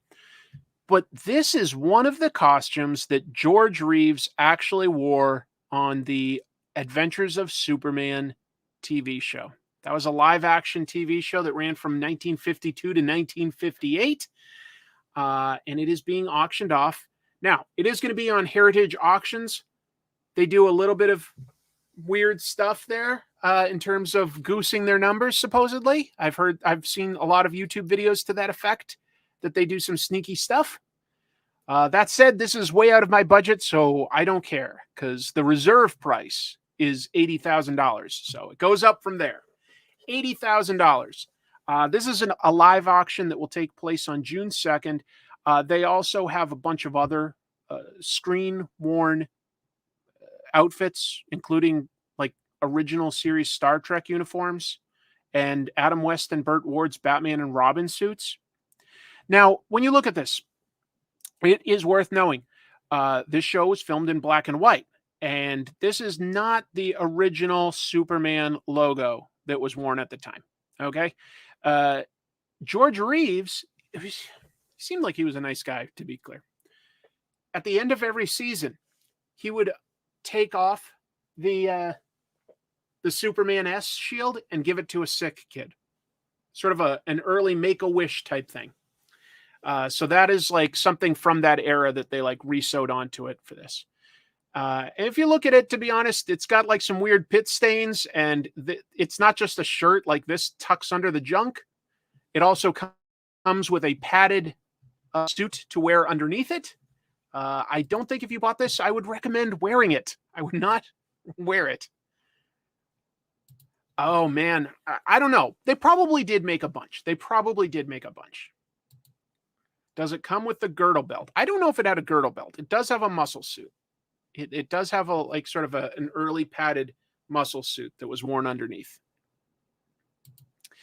You know, George Reeves has a fascinating life. He never quite got the success that you could argue he deserved, even though I know Superman sounds huge. He never was he was on track to be a big Hollywood star. He died in a very mysterious way that is still not fully known. Whether he killed himself or if somebody killed him, it's up to debate. There is an actor, and you guys are going to have to help me with his name. He played Bobby on Supernatural. He was in Deadwood. He was in all sorts of things. Who am I thinking of? What's that actor's name? Slightly older guy, beard. Who am I thinking of? If anyone can help me out with who played Bobby on Supernatural, that would be helpful. That actor has been researching and writing about George Reeves' life for decades. He's an expert. Jim Beaver, thank you. Double Gold is the first to help me out. I'm sure a bunch of people will tell me. Jim Beaver. Jim Beaver has been studying and researching to write this huge novel about George Reeves' life for decades. For decades. I remember Superman's 50th anniversary over 25 years ago. I think that was like about 30 years ago. There was a TV special talking about his legacy and history, Superman's. And Jim Beaver was on there and credited as like a historian, a Superman historian talking about it. I remember that. So I hope that he finishes that and releases it someday because he's been working on it for a long, long time. If you ever want to see a take on George Reeves' life, I think Ben Affleck did it justice in the movie Hollywoodland. It's interesting. You know, it comes up with a conclusion to what happened. That's not necessarily what happened, though. You know, it is it's historical fiction there. Well, first of all, he's sort of playing Superman, but it's Superman within like the fact that he's playing George Reeves. Second of all, no, there have been other actors to play more than 3 major comic book characters. For instance, Chris Evans played Human Torch, Captain America, one of the evil X's in Scott Pilgrim, Casey Jones in Ninja Turtles. He played one of the losers from DC's comic The Losers. He was in Snowpiercer. That was based on a comic book. So, you know, there have been actors that have played more than 3. And I think Evans might have beat him there. But anyway, yeah, it is officially listed, I think, as suicide, but there's always been room for doubt. There's always been room for doubt that that's the case. You know, they have to put something down eventually, but yeah. I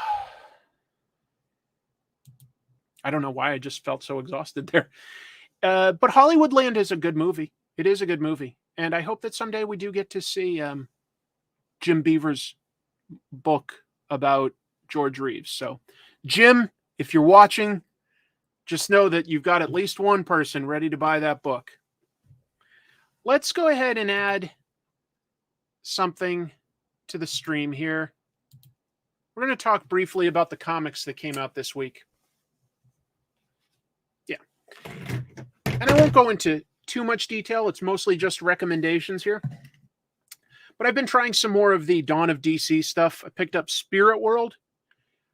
This is interesting. I don't know exactly if I'm pronouncing this character's name right. Xanth Zhao?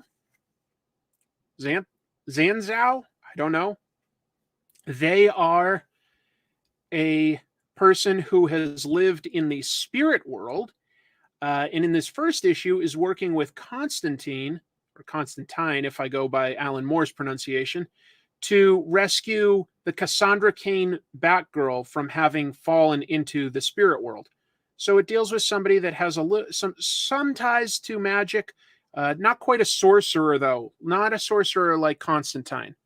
They're an interesting character. They're an interesting character, and some interesting stuff is happening. It seems like Cassandra Cain will also be an important character. That would be 2 Asian leads. It is written by Alyssa Wong, so that makes sense. I think it will involve us learning a little bit more about Chinese spirit mythology stuff. Cover and art by Haining, who I don't know Haining. But I liked what I saw. It's decent. I don't know if I'll stick with this one or not, but I liked it. There's just so much that I'm reading, but I did like it. Yeah. Blood Orphan has a good point here that I want to mention. The paper burning powers are cool. Loved seeing more NB representation in mainstream comics. NB. I don't know NB. I'm sorry. I also picked up Green Lantern. The artwork in this is really nice, I will say. That is by Germanico.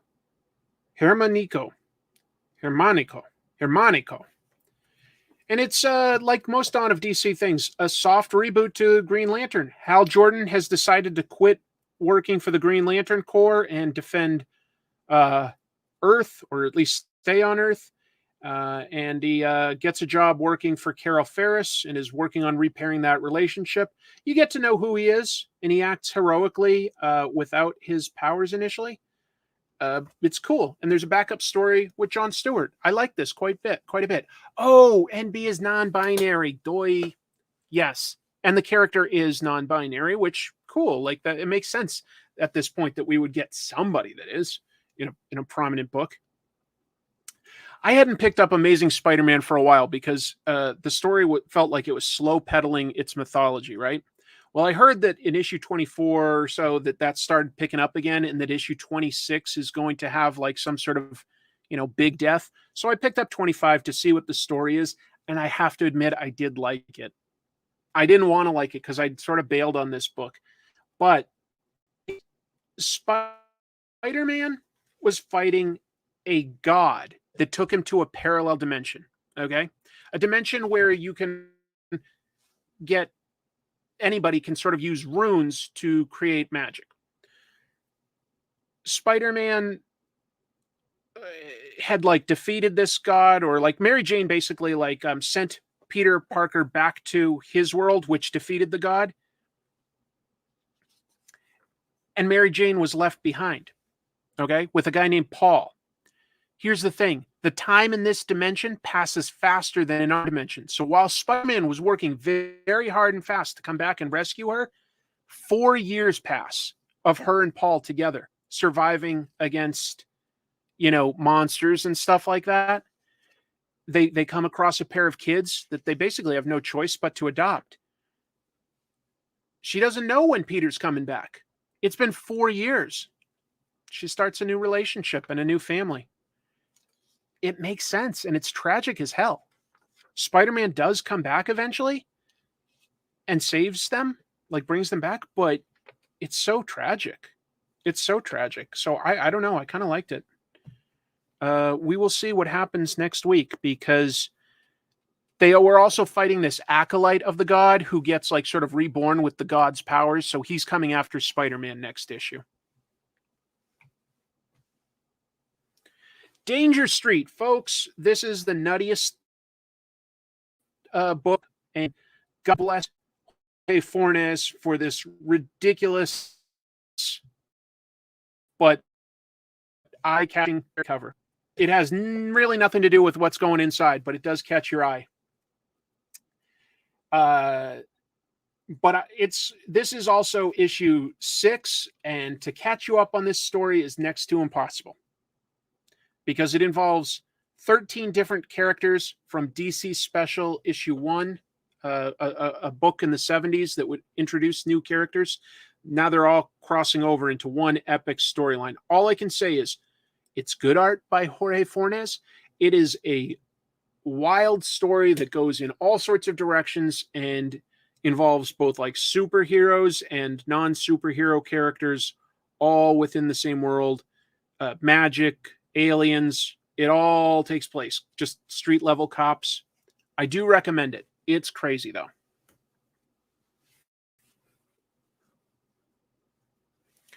Jason, I guess you're making a joke. Obviously, I didn't create Spider-Man. Haha. Nocterra feels like it's moving into its endgame. This is Scott Snyder and Tony Daniels' post-apocalyptic book where the sun has been shut off, and our main characters find some people who have access to sunlight. And it seems to hint, I'm going to just go to this middle part, where it hints that there's this like cosmic thing of like since the Big Bang, Nox or darkness has been chasing the light and put out planet. Much more epic than so far. Which really feels it feels like they're introducing a last minute sort of mythology to wrap this story up. And I'm okay with that if that's the case. It is a scary world, great world building. Really cool art. This is this my pick of the week? I think this is my pick of the week. Yeah, this is my pick of the week. This is Miracle Man, the Silver Age issue 5, excuse me, by artist Mark Buckingham, writer Neil Gaiman, digging into young Miracle Man's background. In this future, Miracle Man has resurrected him. My mic was having issues. Sorry. This is about somebody finding out their identity. And I don't know if this character is gay or if he's more just coded gay, the young Miracle Man. But he's trying to find his issues on his past. And it's a freaky ass world that like he has been resurrected into, where anybody can be a superhero. And because anybody can now be a superhero, people are on wait lists to get cancer just to see what it's like. And they take media level jobs just to experience something different. But they don't have to. Nobody has to do any of this stuff. Miracle Man is worshipped like a god.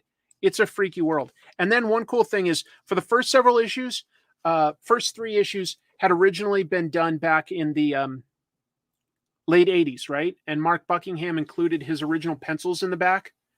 But they're past that. They're making new issues now. So now in the back, they reprint old young Marvel Man stories that were published in Britain in the 1950s. So that's pretty cool. Good extra. That's definitely my pick of the week. Some amazing character work, some interesting sci-fi concepts, big ideas. I picked this up because I always loved the Buffy the Vampire Slayer show. And this is a one-shot where they have set this explicitly during the show. It's not like part of a reboot or anything. It's set during the summer. The shows would always skip past the summer. This involves Buffy and the Scooby Gang on a road trip to New Orleans because before Spike was a vampire, he was a really bad poet. And he finds out that his poetry book has been found and is going to be on like one of those antique roadshow shows. So they all go to New Orleans so that he can prevent anyone from seeing it. It's a good story. The art doesn't have exceptional likenesses of the characters. And I don't know if that's a rights thing or just the way the artist decided to do it. A lot of medium shots, not a lot of close-ups, not a lot of long-distance establishing shots. So I did find it a little hard to get into art-wise, where like a lot of the shots were just sort of at that same distance, sort of keeping me, I felt like keeping me just a little bit away at arm's length from connecting with the characters. I think that every once in a while you need a close-up shot to connect to the acting and expression on a character. And sometimes you need further away things that are establishing shots to really know the geography. You know, like the backgrounds are kind of minimal. So didn't love the art. The story is pretty funny and good. We're almost done. Saga, look, it's always excellent. This is a title that will go down as and be remembered as like an all-time great comic. It just will. Fiona Staples on art, Brian K. Vaughan writing the script. But by issue 64, you know, like what can I say about this specific one where I'm not just like recapping things, you know? That's not what I want to do. All I can say is it looks gorgeous. It gives me unexpected twists. There's always a ticking clock. It feels like the heroes really have everything working against them. And you just don't know how they're going to keep one step ahead of the forces that are chasing them. You just never know. And it keeps me surprised. Last one I'll talk about. I read the Nemesis Loaded series. And it was too dark and sort of nihilistic for my tastes. That's generally what you can expect from Mark Miller. So I'm not saying that that's a surprise. The artwork, though, by Jorge Jimenez is brilliant. So it's worth getting for just the art. It is. And at the end of it, you realize something. I won't show all of it, but basically it connects all these different Mark Miller series into the same world. You realize that the world that the Nemesis story has been being told in is essentially the same world from his old comic Wanted, where supervillains defeated all the superheroes and ruled the world, which is pretty grim. But then you find out that all the other series that he's made take place in that world too. Which, now that I think of it, like, you know, that like characters like Kick-Ass and the Kingsmen and the Chrononauts and stuff, to think that they're all taking place in a world where the villains have won. Well, there could be a multiverse thing, to be fair, now that I think of it. I don't know for a fact. It could be a multiverse thing. It could be. But at least this book, Nemesis, explicitly takes place in the Wanted universe. Those are the books this week. I also have been reading a lot of manga. I read another 2 volumes of Slam Dunk, which is becoming one of my favorite comics, period. I love it. I'm up through issue 20, and Takahiko Inoue, his art by about volume 17 becomes a lot more realistic and a lot less cartoony. It's very entertaining. I'm not super into basketball, but god damn, it's the fastest paced comic I've ever read.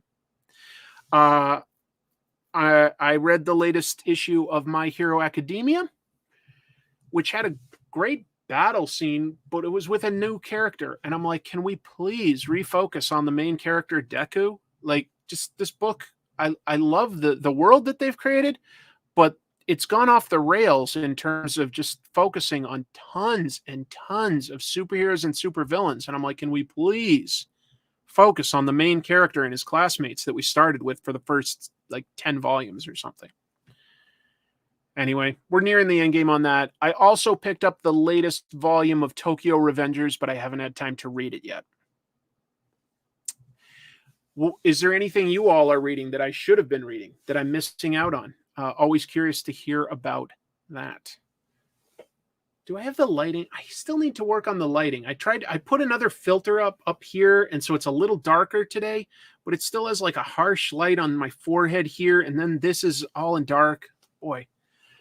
My mic keeps messing up really badly for a few seconds every couple minutes.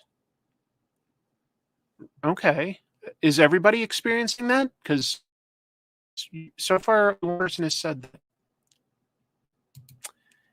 Yeah, it's getting to be too many characters. Too many characters. Let's see. I should... One Piece and One Punch Man. Those are what you're reading. Okay, got it. Got it. That's fair. Okay. I guess the audio is bad this week. That's too bad to hear. Well, I'll fiddle with the connections and hopefully, yeah. It's the internet connection. I've got like a super high speed internet connection. I am paying for the fastest internet connection, but here's the thing, guys. The computer I'm using, I think it's too old. I think I need to get a new one, and I haven't had any time to get myself a new computer. I also don't really know exactly what I should get. I mean, I'm using it pretty much only for streaming and for editing. So I guess it just needs to have a lot of RAM or memory and a good graphics card. I'm guessing. I guess buy the most expensive thing. I don't know. Because I really don't know. But I think that will make a huge difference in making this show better. I'm positive it's the computer. Just a good GPU 4090. I'll try to remember that. I don't really know what that means, but I'll try to remember that. Somebody's saying go with a gaming PC. Okay. It's not as bad as it was before the internet upgrade. Well, you know what else I did think, Kyle? The internet upgrade helped, but I was also originally streaming in slightly better resolution on all of these cameras and using a PowerPoint document instead of a PDF. And I think that this computer couldn't handle all of that data very well. Gendy Tartovsky has a new animated series, Unicorn Warriors Eternal. Watched the first episode. Pretty far, amazing cartooning. He really is one of the best cartoonists out there. I've always, anything I've seen by him looks really smooth and good. Yeah. Make sure Matrix scene. Is that a real thing, or are you joking about like the Matrix movies with like, you know, all the, yeah. I just got a mini PC for streaming. See, if I'm going to get one though, I also want to use it for editing and stuff. So yeah. If you get a good GPU in the NVIDIA 4000 series, it will allow you to use the AV1 codecs. That codex uses less bandwidth when streaming. Okay. I have no idea, Daryl. No idea. I'm sorry. I don't know. I didn't even buy this computer. My wife put this together. She built this PC a couple years ago. But then got herself a better one, so she wasn't using this one, so I'm using it for this. Well,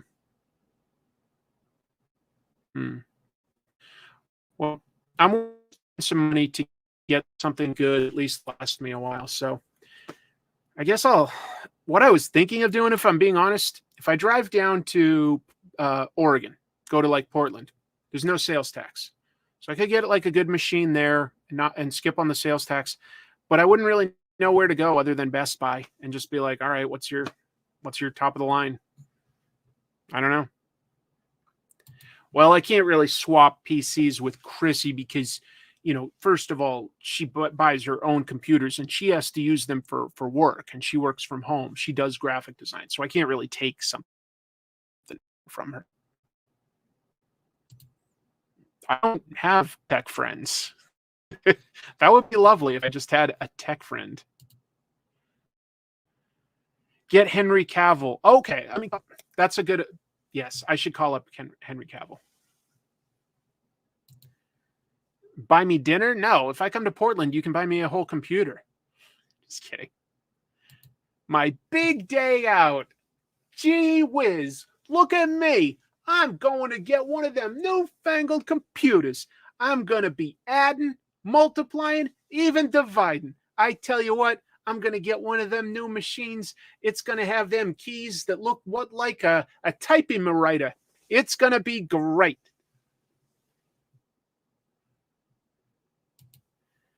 Yeah, my friend Ken probably has met Henry Cavill. I don't know. He travels in different circles than me, man. Here is a donor toward what you may need. Well, thank you. Thank you. I have been sort of basically socking away the super chats and stuff towards computers. So that's something. Buying a computer. That's me. That's me. That sounds swell. Golly.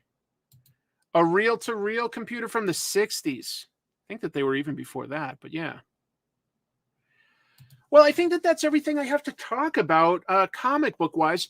I did finish signing and doing remarks for all of the Vampirella issues. So that has all been sent back to Diamond, who will be fulfilling it.